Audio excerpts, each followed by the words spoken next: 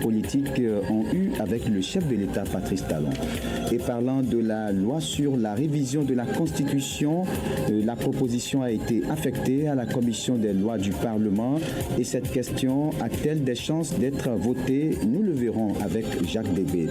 Et puis un faux agent de la NIP a été démasqué ce matin au premier arrondissement de Parakou. Son mode opératoire se fait passer pour un agent de la NIP pour escroquer les usagers. Eh bien, les agents appellent à la vigilance. Vous aurez des détails dans ce 13h. À suivre les nouvelles sportives, l'actualité en 24 heures sur le continent et à la boucle, la revue de presse nationale de Epiphane Chadou. Voilà pour les principaux titres. Merci de vous installer confortablement pour suivre le développement. Radio Fraternité 96.5. Fraternité FM. Bienvenue à chacun et à tous. Si vous êtes demandeur des services de la NIP à Parakou, sachez que vous devez redoubler de vigilance.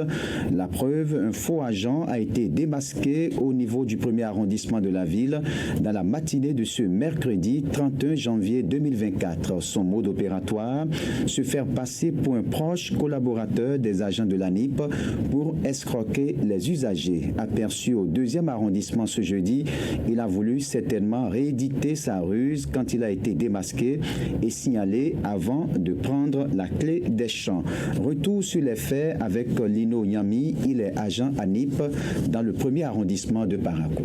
Ce matin, j'étais dans mon bureau et on était en train de mettre les petits plats dans les grands pour commencer l'enrôlement RAVIP. Quand il y a une dame qui s'est rapprochée de mon collègue en se plaignant, disant qu'elle a voulu s'inscrire sur la liste et qu'un monsieur lui a exigé 1000 francs avant que son nom puisse être retrouvé sur la liste. Mon collègue m'a interpellé. Je suis parti voir la dame et je lui ai dit de me redire concrètement comment les choses se sont produites. Elle me faisait comprendre que le monsieur a exigé 1000 francs. Le temps de sortir pour rechercher le monsieur a pris la poudre d'escampette, il est parti. Je suis revenu au niveau de la foule pour plus les imprégner de comment parfois des indélicats viennent dans la posture de les gruger et désormais d'être sur leur garde pour ne pas se faire entourlouper. Il était au deuxième arrondissement hier. C'est sûr qu'il fait sûrement la ronde des 3 arrondissements juste pour tomber sur de potentielles victimes. Au regard de ce cas qui vient de se produire, Lino Nyami appelle les populations de la ville de Parakou à la vigilance et surtout à se rapprocher des services de la NIP pour avoir tous les renseignements dont ils ont besoin. On écoute Lino Nyami, il est agent à NIP dans le premier arrondissement de Parakou. Ce matin, j'étais dans mon bureau et on était en train de mettre les petits plats dans les grands pour commencer l'enrôlement RAVIP. Quand il y a une dame qui s'est rapprochée de mon collègue en se plaignant, disant qu'elle a voulu s'inscrire sur la liste et qu'un monsieur lui a exigé 1000 francs avant que son nom puisse être retrouvé sur la liste. Mon collègue m'a interpellé. Je suis parti voir la dame et je lui ai dit de me redire concrètement comment les choses se sont produites. Elle me faisait comprendre que le monsieur a exigé 1000 francs. Le temps de sortir pour rechercher le monsieur a pris la poudre d'escampette, il est parti. Je suis revenu au niveau de la foule pour plus les imprégner de comment parfois des indélicats viennent dans la posture de les gruger et désormais d'être sur leur garde pour ne pas se faire entourlouper. Il était au deuxième arrondissement hier. C'est sûr qu'il fait sûrement la ronde des 3 arrondissements juste pour tomber sur de potentielles victimes. Je pense que la police est là pour régler le cas de ces indélicats ou de ces personnes malhonnêtes qui sont là juste pour embêter les populations et les prendre leur sous. Actualité au plan politique, je l'annonçais en titre, le parti Foscori.Bénin émergent, FCBE, dit non à une révision opportuniste de la Constitution dans une déclaration rendue publique au sorti d'une rencontre avec le chef de l'État ce mardi. Paul Roumpet et son parti disent ne pas soutenir la proposition de révision de la Constitution introduite à l'Assemblée nationale. Pour eux, le contexte politique ne s'y prête pas. On écoute le chef responsable du parti FCBE, Paul Rompé. FCBE est un parti, en dehors des partis de la mouvance, qui a participé à toutes les élections communales, présidentielles et législatives.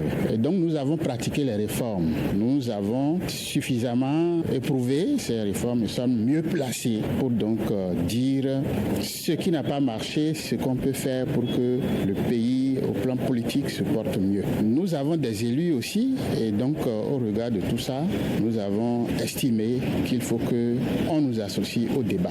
D'abord sur le code, nous avons une proposition simple qui pourrait permettre de contourner l'obligation d'aller vers la révision de la Constitution. Nous pensons que si nous touchons à l'article 41, alinéa 11, où il est dit que la Sénat dispose de 8 jours pour donc étudier les dossiers, on pourrait allonger à 12 jours. Les 12 jours ajoutés à la date 5, où les dépôts de dossiers de dieu de candidats doivent se faire, pourraient permettre que tous les élus de 2026 soient déjà en place et que les candidats qui entre-temps auraient déposé les dossiers le 5 puissent donc compléter les pièces de leur dossier par les formulaires de parrainage. C'est une proposition que nous faisons. Le parti dirigé par Paul Rompé dit avoir fait une proposition qui vise à régler définitivement l'incohérence révélée par la haute juridiction dans le code électoral. La formation politique de l'opposition a également souhaité la tenue d'un dialogue national devant réunir les politiques, la société civile pour, disent-ils, décrisper le climat sociopolitique. Paul Rompé, qu'on écoute. Nous ne nous limitons pas à la question de parrainage. Nous pensons qu'il y a bien d'autres modifications à apporter à la loi, telles que le montant des cautions. Nous plaidons à ce qu'on revoie un peu les montants. Au-delà de ça, nous avons bien d'autres propositions que nous avons. Par rapport à la Constitution, nous estimons que autant que faire se peut, que nous puissions l'éviter. Éviter la révision de la Constitution dans la situation actuelle. Et voilà qu'une proposition est déposée. Et je crois que cette propension, cette prédisposition du peuple à ne pas accepter une révision doit prévaloir et nous allons voir comment les débats vont se faire. De toute façon, pour nous autres, il n'est pas question d'aller vers la révision de la Constitution. Vous venez de suivre les propos de Paul Rompé du parti FCBE. Et justement, parlant de la proposition de loi sur la révision de la Constitution, elle est affectée à la commission des lois du Parlement. Mais a-t-elle des chances d'être votée? Pour en parler, je suis avec Jacques Degbé. Bonjour. Bonjour Raoul Steve Gounouko. Encore faudrait-il qu'elle franchisse cette porte de la commission des lois, ce qui n'est pas si sûr que ça au vu de tout ce qui se dit dans les coulisses. Mais admettons tout de même que la proposition passe en plénière. Avant qu'elle ne soit prise en compte, il faut le feu vert des 3 quarts des 109 députés de l'Assemblée nationale, article 154 de la Constitution, ce qui, tout calcul bien fait, donne 82 députés. La mouvance formée par le bloc républicain, l'Union progressiste, le Renouveau, compte 81 députés. Il faudra alors débaucher un député démocrate, ce qui est très loin d'être acquis quand on s'en tient aux discours qui proviennent du parti de Boniaï. Mais un député à débaucher, qui sait, on est en politique et ça peut se faire. Reste alors le vote lui-même en question.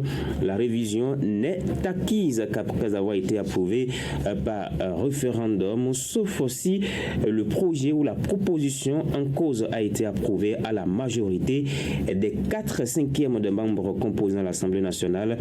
Prenez donc votre calculatrice, Raoul, et faites le calcul. Vous vous retrouvez à 88 députés. 88 députés, même si les 81 de la mouvance votent pour, cela veut dire qu'il faut aller trouver 7 élus démocrates en plus, ce qui dans le contexte actuel paraît utopique. Donc que cela soit dans le débat politique qui se mène actuellement dans la classe politique, en commission également à l'Assemblée nationale et surtout en plénière, il y a beaucoup trop d'obstacles qui se dressent sur le chemin de cette proposition de loi de révision constitutionnelle. Et Jacques Degbé, de quoi faire peut-être penser alors à la voie référendaire référendaire? C'est une question qui peut commencer à germer, que pourrait explorer l'exécutif, aussi tant est que les partisans de la révision y tiennent. Mais là encore, il va falloir une question. Pourquoi s'entêter pour... Il va se poser une question. Pourquoi s'entêter pour autant pousser à la relecture de notre loi fondamentale? Ceux qui crient à une révision opportuniste de la Constitution auront davantage du grain à moudre. Les suspicions vont davantage grandir. Il faut attendre à une large campagne pour voter le non lors de cet éventuel référendum. C'est compliqué pratiquement sur tous les plans actuellement. Merci à vous, Jacques Débé, pour toutes ces précisions relativement à cette proposition de loi sur la révision de la Constitution béninoise qui est affectée en ce moment à la commission des lois du Parlement. Nous allons parler politique, mais cette fois-ci dans la sous-région. Le capitaine Ibrahim Traoré a cœur ouvert sur les motifs du retrait des 3 États du Sahel de la CEDEAO, reçu par Alain Foka sur la presse en ligne Afo Média. L'homme fort du Burkina Faso affirme que ce n'est pas de gaieté de cœur que cette décision a été prise, mais il s'agit selon lui d'une décision tombée après les profondes réflexions. Au nombre des motifs à l'origine de ce retrait qui fait couler beaucoup d'encre et de salive, Ibrahim Traoré met en première ligne le mutisme et l'inaction de l'organisation face à la crise sécuritaire qui secoue ces 3 pays depuis environ une décennie. Extrait des propos du président de la transition du Burkina Faso. Ce n'est pas de gaieté de cœur que de tourner le dos à une organisation, mais c'est à l'issue d'une analyse profonde. Et je pense que cette organisation est née en 1975, si je ne me trompe. En 1975, en effet.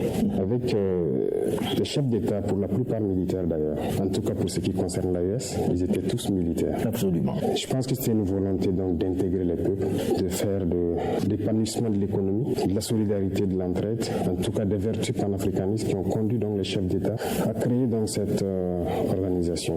Malheureusement, au fil du temps, l'organisation a perdu ces valeurs-là. Et aujourd'hui, le constat est clair.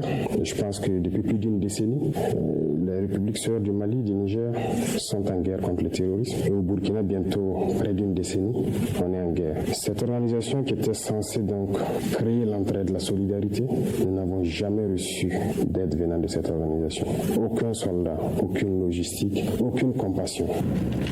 Le capitaine Ibrahim Traoré estime que la communauté sous-régionale avait bien la possibilité de contrer le terrorisme, mais ne l'a pas fait. Néanmoins, les 3 pays de l'AES n'ont aucune volonté de combattre la CEDEAO. Ils veulent juste protéger leur peuple.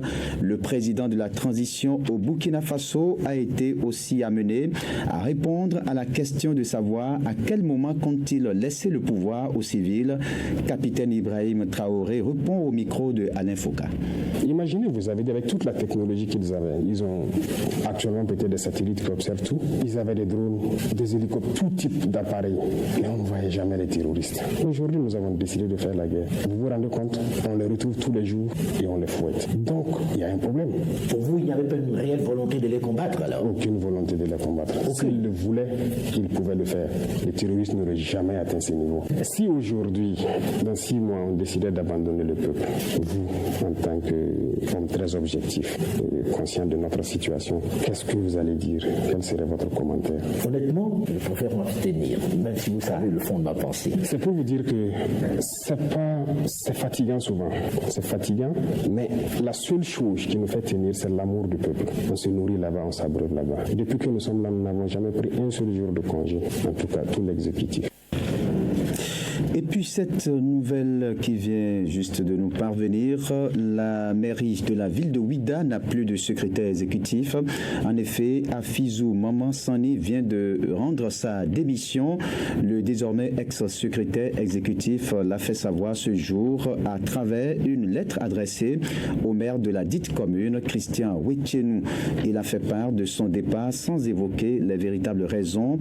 Je cite, « J'ai l'honneur de venir très respectueusement présenter présenter à votre autorité ma démission de mes fonctions de secrétaire exécutif de la mairie de Ouidah à compter de ce jour, mercredi 31 janvier 2024, pour des raisons de convenance personnelle. Fin de citation.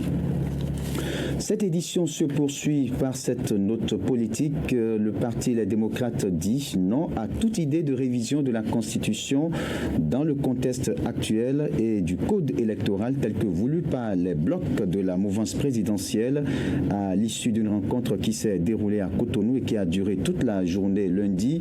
Le parti dirigé par Boni Yayi et leurs alliés disent non à la révision de la Constitution et au réaménagement du code électoral. Le parti dit être conscient des enjeux des prochaines élections et prévient l'opinion publique qu'il ne sera associé à aucun projet du genre. Réaction après la sortie médiatique, nous vous invitons à suivre le député de l'opposition, Célestin Nounayon. L'élu démocrate se veut plus précis sur les conclusions issues de l'assise de ce lundi et qui a réuni plusieurs forces de l'opposition politique au pouvoir du président Patrice Talon. C'est simple. Face à une situation, chacun mesure son rapport de force. Si c'est en sa faveur, il le saura. Et quand on voit la procédure instaurée et inscrite dans la Constitution, même pour aboutir à sa révision, c'est simple. D'abord, pour que le document soit reçu, il faut un quota de 3 quarts. Et 3 quarts aujourd'hui, ça fait 82 députés. Et ils sont 81, vous comprenez? Donc, ils auront besoin d'un député du Parti Les Démocrates. Déjà, c'est le premier niveau. Maintenant, après, il faut maintenant une majorité qualifiée de 4/5, ce qui remonte à 88 députés, mon cher ami. Nous avons dit non, qu'il n'y a pas révision de la Constitution. Nous allons relire le code électoral ensemble et nous autres, on n'est pas partants pour une quelconque révision. Et ça ne va pas se négocier. Cette édition se poursuit, mesdames, messieurs, mais avant, nous allons marquer une courte pause. Le colonel Boni Laza Bouraïma Yakoubou est le nouveau inspecteur général des armées. Il vient d'être nommé lors du Conseil des ministres de ce mercredi 31 janvier 2024. Outre cette nomination, plusieurs personnes sont nommées. Ainsi, le poste d'inspecteur général des armées adjoint, l'intendant militaire de première classe Antoine Rounkwe l'occupe. Le colonel Hervé Setondi Alotchenou est le nouveau chef d'état-major adjoint de l'armée de l'air. Le capitaine de vaisseau Siemba Émile Sama, quant à lui, est le chef d'état-major adjoint de la marine nationale.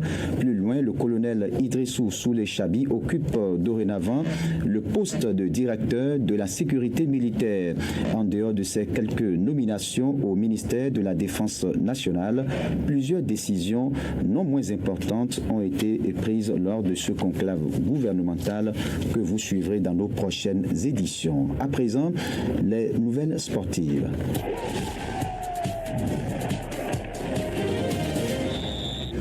L'actualité sportive, je suis avec René Souglo. Bonjour. Bonjour Raoul, bonjour à tous. Retour au Bénin, plusieurs nominations au ministère des Sports ce mercredi 31 janvier. Lors de la réunion du Conseil des ministres de ce mercredi 31 janvier, le gouvernement béninois a dévoilé une série de nominations importantes au sein du ministère des Sports. Ces nominations reflètent l'engagement continu de l'administration vers le développement et la promotion du sport dans le pays.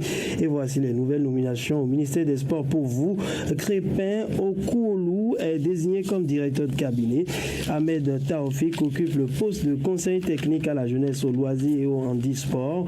Djesunkon Basile Agbodjogbe est nommé conseiller technique au sport. En plus de ses responsabilités actuelles, Semako Alfred Rodonou, lui, est désigné inspecteur général du ministère. Bienvenue à la DACI est nommé inspecteur général adjoint du ministère. Rodrigue Toffon, enfin, prend en charge le poste de directeur des infrastructures sportives. sportives et socio-éducatives. Ces nominations donc ont pour objectif de renforcer l'efficacité et la gestion stratégique du ministère des Sports en mettant en place une équipe compétente et dynamique pour relever les défis du secteur sportif au Bénin. Nous allons parler maintenant de la CAN, des quarts de finale sans les 5 favoris, une première. Oui, bien malin pourra nous dire celui qui va remporter cette compétition. Le plateau des quarts de finale, on ne pouvait pas vraiment trouver juste, car pour la première fois depuis 1992 et la création du classement FIFA, aucune des 5 nations les mieux classées ne s'est qualifiée pour ce tour.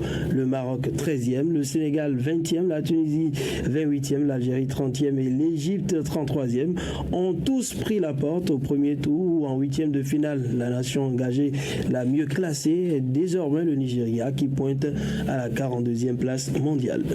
Merci à vous René Soglo, c'était l'actualité sportive. Nous allons faire place maintenant, mesdames et messieurs, à l'actualité en 24 heures sur le continent africain. Ce sera avec Manzourat Adeni Djibril qui est en train de s'installer.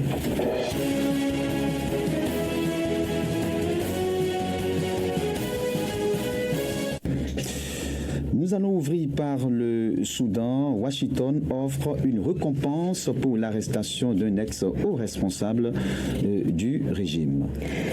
Jusqu'à 6 millions de dollars, c'est ce qui attend toute personne qui donnera des informations menant à l'arrestation, au transfert ou à la condamnation d'Ahmed Haroun.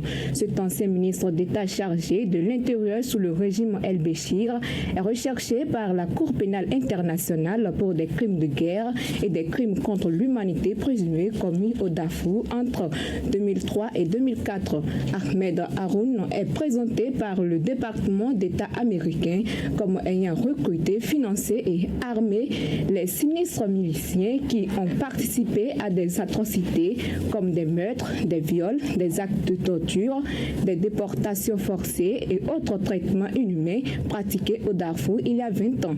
Ahmed Haroun s'est évadé de prison avec d'autres responsables du régime El-Béchir en avril dernier au début des combats. Du Soudan, rendons-nous au Zimbabwe où après 19 mois de prison, l'opposant Job Sikala doit être libéré. Après plus d'1 an et demi de détention dans une prison de haute sécurité de la capitale Harare, Job Sikala devrait être libéré ce mercredi. Il a été reconnu coupable d'incitation à la violence publique et condamné la semaine dernière à 2 ans de prison avec sursis. Il a été poursuivi dans cette affaire avec un député de l'opposition. Tous deux étaient accusés d'avoir incité des membres de l'opposition à venger la mort d'une militante portée disparue pendant 3 semaines, dont le corps mutilé avait été retrouvé dans un puits. On reproche également à l'activiste d'avoir transporté des militants aux obsèques de la jeune femme. Pour rappel, Job Sikala est un député et une figure du principal parti d'opposition, la coalition des citoyens pour le changement au Zimbabwe. Merci à vous, Mansourat Adeni Djibril. C'était l'actualité africaine. Place maintenant, mesdames, messieurs, à la revue de presse nationale, une présentation de Epiphane Chabi.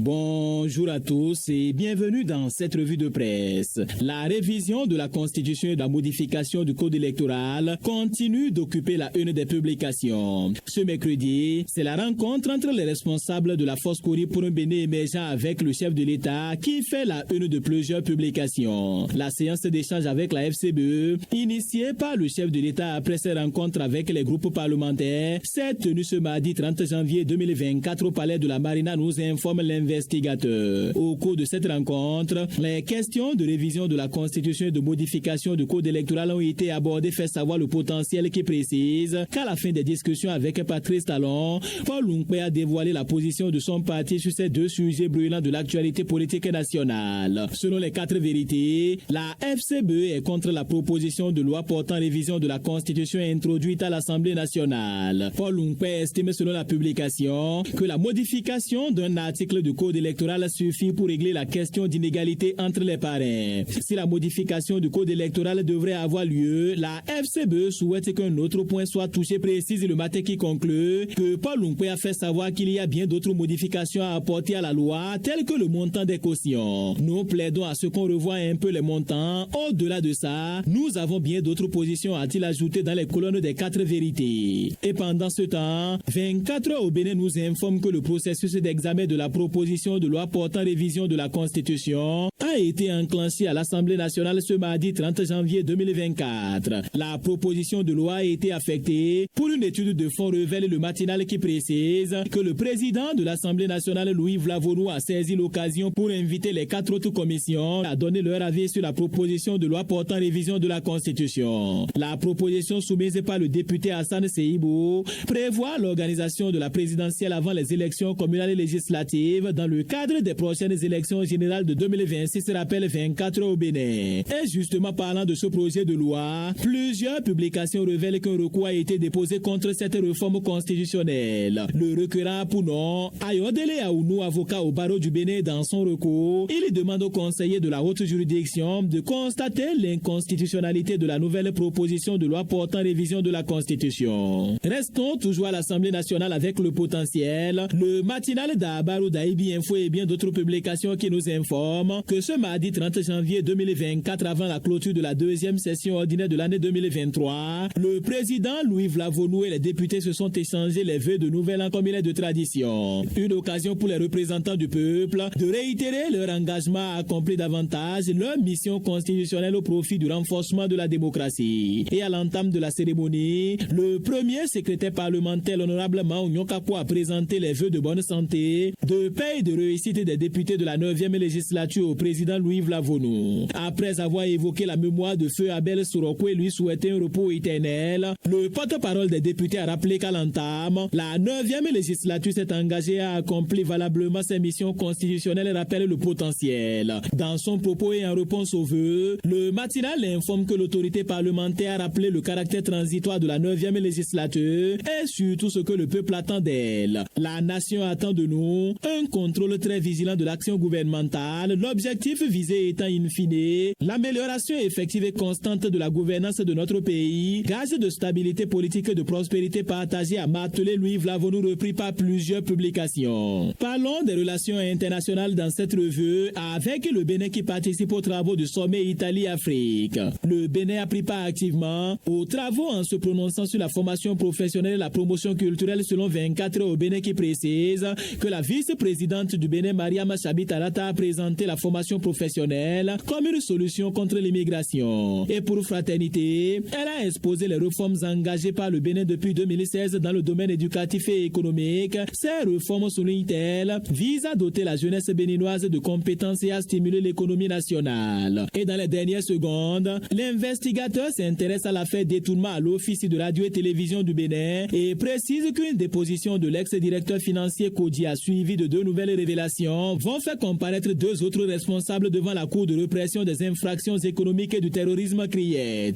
Dans sa déposition sur les remises frauduleuses de chèques, l'ex-directeur financier a déclaré à la Cour qu'il n'est ni initiateur ni donneur d'ordre, sinon chacun de ceux qui recevaient de l'argent de l'ex-division finance allait lui remettre de l'argent et que personne n'a déclaré lui avoir remis de l'argent depuis les enquêtes préliminaires jusqu'à la confrontation. L'ex-directeur financier a déclaré selon l'investigateur que si les tableaux 3 et tableau 4 du rapport de la commission de l'IGF affichent 101 millions détournés en 2019 contre 0 francs détournés en 2020 pour les fournitures et autres acquisitions non stockées, c'est parce qu'il a trouvé d'autres dispositions pour coincer le réseau des malversations quand il a compris que c'est sous la bénédiction de l'inspectrice chargée de l'audit interne que le réseau opérait. Avec la déposition de l'ex-directeur financier, la Cour a décidé de procéder à d'autres vérifications et de convoquer un autre responsable de la direction régionale de Parakou, en plus d'un autre responsable des relations publiques. Fin de cette revue. Merci de m'avoir suivi.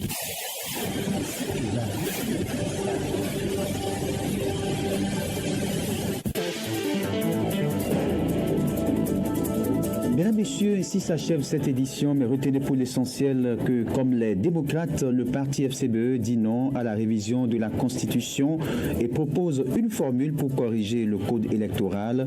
C'est ce qui ressort de la rencontre que les membres de cette formation politique ont eue avec le chef de l'État, Patrice Talon. Et parlant de la loi sur la révision de la Constitution, la proposition a été affectée à la commission des lois du Parlement et cette question a-t-elle des chances d'être votée? Nous avons vu cela avec Jacques Débé. Et puis un faux agent de l'ANIP a été démasqué ce matin au premier arrondissement de Parakou.